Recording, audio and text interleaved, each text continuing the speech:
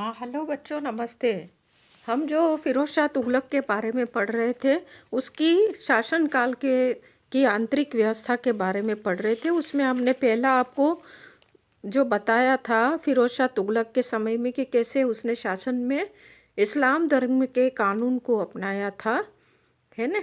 और दूसरा हमने ये बताया था कि राजस्व व्यवस्था उसकी कैसी थी। बहुत अच्छा काम किया था उसने राजस्व के क्षेत्र में, फिरोज शाह तुगलक ने। अब जो उसका काम है, अब अगला जो हम बताएंगे आपको कि फिरोज शाह तुगलक के समय में सार्वजनिक निर्माण कार्य और जन कल्याणकारी कार्य क्या थे। उसने प्रजा के लिए क्या क्या काम अपने शासनकाल के दौरान करवाए थे।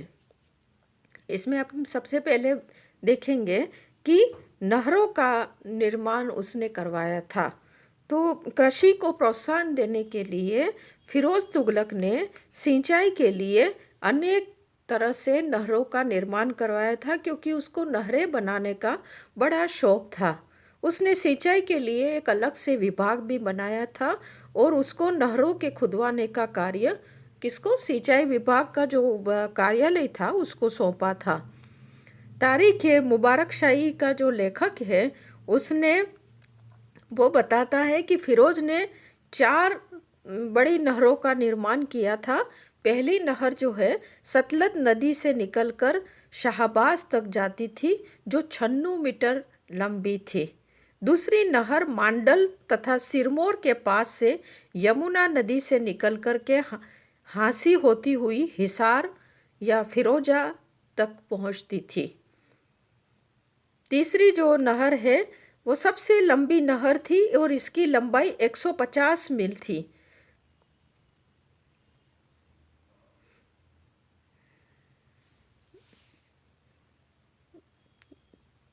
सॉरी बेटे, हाँ मैं थोड़ा सा भूल हो गई।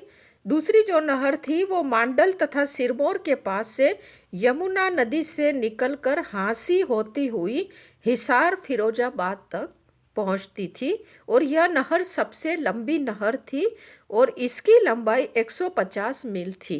ये दूसरी नहर की लंबाई थी, जो मैं दूसरी की जगह तीसरी बोल गई थी, माफ़ी चाहती हूँ। तीसरी नहर कहरवर के पास गग्गर नदी से निकलकर नव स्थापित जो फिरोजाबाद जो शहर है वहाँ तक जाती थी। और चौथी नहर यमुना नदी से बुधाई या बुधनी से निकलकर हिसार फिरोजा तक जाती थी। और फिरोज द्वारा निर्मित इन नहरों से कृषि की उपज में बहुत वृद्धि हुई थी। उससे राज्य की आय भी बढ़ी थी। और शमशे शिराज अकीफ जो है वो लिखता है कि हिसार फिरोजाबाद के आसपास के प्रदेश में जहाँ केवल खरीफ की फसल भी मुश्किल से पैदा होती थी, अब वहाँ पर रबी की फसलें भी बोए जाने लगी और पैदावार बहुत अच्छी होने लगी। तो इस तरह से उसने मतलब नहरों के साथ साथ, जो बड़ी बड़ी 4 नहरों के साथ साथ इसने 60 कुएं खुदवाए थे। और दोआब में 52 बस्तियाँ जो है वो बसाई थी। पंजाब में है दोआब। 50 बांधों का निर्माण करवाया था और नहरों के आसपास किसानों की बस्तियाँ बसाई थी।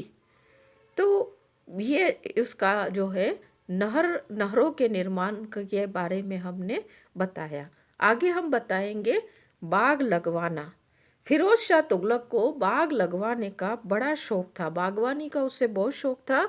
और उसने पूरे अपने दिल्ली सल्तनत के साम्राज्य में अनेकों जगहों पर बाग बनवाए थे और दिल्ली के आसपास ही उसने 1200 बाग लगवाए थे। और इन बागों में इतने फल पैदा होते थे कि इससे सुल्तान को 1,80,000 टंका की वार्षिक आय होती थी। ठीक है। अब जो है उसके सार्वजनिक निर्माण कार्य और परोपकारी जन कल्याण कार्य जो है उसके बारे में हम बताएंगे। जो तीसरा पॉइंट है, मतलब वैसे तो हम देखें तो ये आंतरिक व्यवस्था का तो के बारे में बता रहे हैं उसकी, तो ये उसमें ये भी आता है फिरोज शाह के जो है सार्वजनिक निर्माण कार्य और जन कल्याणकारी कार्य। तो फिरोज शाह तुगलक जो है एक पहला ऐसा मुस्लिम सुल्तान था जिसके द्वारा विशाल मात्रा में जनहितकारी कार्य किए गए थे। दिल्ली में फिरोज शाह कोटला, जहाँ पर वो अभी क्रिकेट के मैच वगैरह खेले जाते हैं बेटे, तो वो जगह पर फिरोज शाह कोटला, फिरोजाबाद, फतेहाबाद, हिसार, जौनपुर और फिरोजपुर बदायूं के निकट, ये उत्तर प्रदेश में है, आदि नगरों की उसने स्थापना की थी। जौनपुर नगर की स्थापना जो है उसने मोहम्मद बिन तुगलक के नाम पर की थी, क्योंकि मोहम्मद बिन तुगलक का जो बचपन का नाम है वो फ़खरुद्दीन जूना खां था।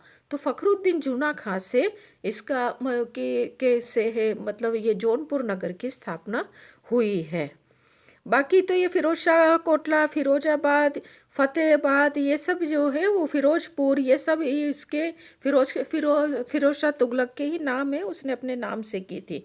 उसने अनेकों मदरसे, मस्जिदें, महल, जलाशय, पुल, यात्रियों की सुविधा के लिए सराय बनवाई थी। तो वो जो है उसमें कई कई किताबों में दिया है कि उसने 40 के करीब मस्जिदें बनाई थी, 30 के करीब स्कूल बनाए थे, 20 महलों, 100 सरायों, जहाँ पर जो धर्मशालाएं जिसे कहते हैं, 100 अस्पतालों और 100 सार्वजनिक स्नानागार यानी बाथरूमों, 15 पुलों और 50 सार्वजनिक भवन और बनवाए थे, है ना।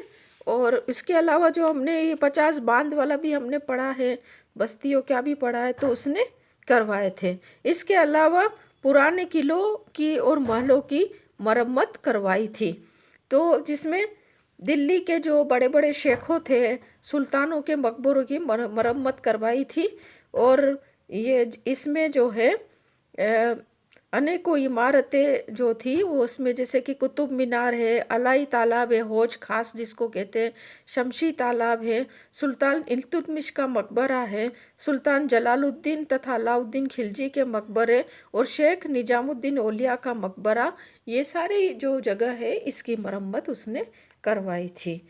उसने अशोक की 2 लाटों को उठवाकर दिल्ली मंगवाया था, दिल्ली लाया था ये फिरोज शाह तुगलक। उसको बड़ा शौक था शिलालेखों का, तो उसमें ये जो उधर दिल्ली में उठा करके वो लाया था, तो उसमें 2 लाटों को उठाकर दिल्ली लाया था। एक तो जो है टोपरा से, जो हरियाणा के अम्बाला के टोपरा में अवस्थित था, है ना, उसको उठा करके दिल्ली के मेहरौली जो गढ़ है वहाँ पर स्थापित कराया।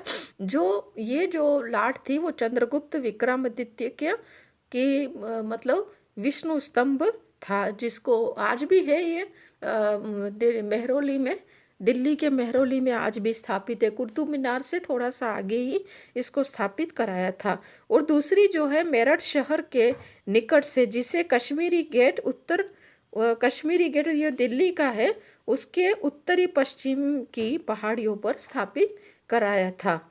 फिरोज शाह के द्वारा जनता के हित के लिए कुछ कार्य किए गए थे, जैसे कि अस्पताल, जिसको दारुल शफा कहते हैं, अस्पताल की स्थापना की थी, जिसमें जनता को मुफ्त चिकित्सा और अन्य चिकित्सा की सुविधाएं दी गई थी। वहाँ पर बहुत सारे डॉक्टर रखे थे और औषधियों और यानी कि जो दवाइयाँ है और भोजन भी जो है मरीजों को दिया जाता था। और उसका खर्चा चलाने के लिए सुल्तान ने कुछ गांवों का राजस्व इन अस्पतालों के लिए निश्चित किया था कि इन गांवों से जो आय होती है वो सारी आय जो है इन अस्पतालों को दी जाएगी। उसने एक विवाह कार्यालय भी खोला था, जो वो विवाह कार्य केवल मुस्लिम लड़कियों के लिए था कि वो विवाह योग्य वो लड़कियां जिसके माता पिता शादी नहीं करवाने का खर्चा नहीं वहन कर सकते, तो उसके वहाँ पर फिरोज शाह तुगलक ने एक ऐसा मतलब ये कार्यालय खोला था जहाँ पर लड़कियों के पिता जो है वो अपनी लड़कियों का रजिस्ट्रेशन कराते थे और विवाह योग्य लड़कियों का, और वहाँ पर शादी होती थी। इसके अलावा 50, 30 या 25 टंका उनकी पारिवारिक स्थिति, जो इसकी परिवार की क्या स्थिति है और क्या आवश्यकता है, उसके अनुसार उसने देने की व्यवस्था की थी। इसके अलावा जो है फिरोज शाह तुगलक ने एक रोजगार कार्यालय बनवाया था और इस दफ्तर में रोज बेरोजगारों को उसकी योग्यता के अनुसार काम दिया जाता था। अब हम इतना जो पढ़ रहे हैं पढ़ाया है तो उसमें एक फिरोज शाह तुगलक के समय में जो है दास प्रथा बहुत ज़्यादा प्रचलित हो गई थी। उसे दासों का बहुत दासों का बहुत शौक था। तो वो ये जो प्रथा है वो बड़ी घातक सिद्ध हुई। हालांकि इतने दास रखने नहीं चाहिए, लेकिन इसने इतने दास रखे थे। तो फिरोज शाह तुगलक के समय में दास प्रथा क्या थी उसके बारे में हम अभी पढ़ेंगे, आपको पढ़ाएंगे कि ये जो है एक आदेश उसने हर राज्य मतलब दिल्ली सल्तनत के पूरे इलाके में उसने प्रांतों के गवर्नर जो थे, यानी कि जिसको सूबेदार या राज्यपाल कहते हैं, उसको आदेश दिया था कि अधिक से अधिक मात्रा में दासों को इकट्ठा किया जाए। और इस तरह से बहुत सारे दास इसके साम्राज्य में 1,80,000 तक पहुंच गई थी। उसमें से 40,000 के करीब तो दास केवल उसके महल और उसके आसपास के क्षेत्रों में नियुक्त किए थे। मुझे तो ये दासों की संख्या बहुत ज़्यादा 40,000 तो बहुत लगती है, लेकिन आपकी किताब में यही बताया है। उसने दासों के देखरेख के लिए दीवान ए बंदनगाह करके एक विभाग की स्थापना की गई थी और इस विभाग के व्यय के लिए एक बहुत बड़ी राशि निश्चित की गई थी। कुछ समय पश्चात कुछ दास जो है प्रांतीय राजधानियों में नियुक्त किए गए थे और अन्य दिल्ली में रहे थे। लगभग 12,000 दास विभिन्न दस्तकारियों में प्रशिक्षण प्राप्त किए हुए थे। किंतु अंत में ये प्रथा जो है, फिरोज का ये शौक है, वो बड़ा घातक सिद्ध हुआ है। दासों ने एक इतना मतलब अपने आप को इतना शक्तिशाली बना दिया कि इनका एक संगठन बन गया और धीरे धीरे ये क्या है कि तुगलक प्रशासन में हस्तक्षेप करने लगे।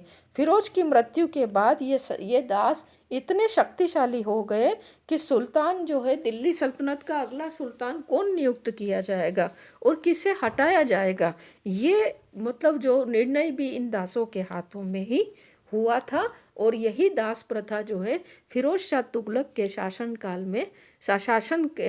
काल में जो पतन का कारण बनी थी कि धीरे धीरे ये तुगलक शासन जो है पतन के ओर अग्रसर हुआ था और हो भी गया था इसका पतन। ठीक है, अब अगला हम जो दो बताएंगे आपको, सैन्य व्यवस्था और धार्मिक व्यवस्था, वो अगले वीडियो में बताएंगे। तब तक के लिए धन्यवाद।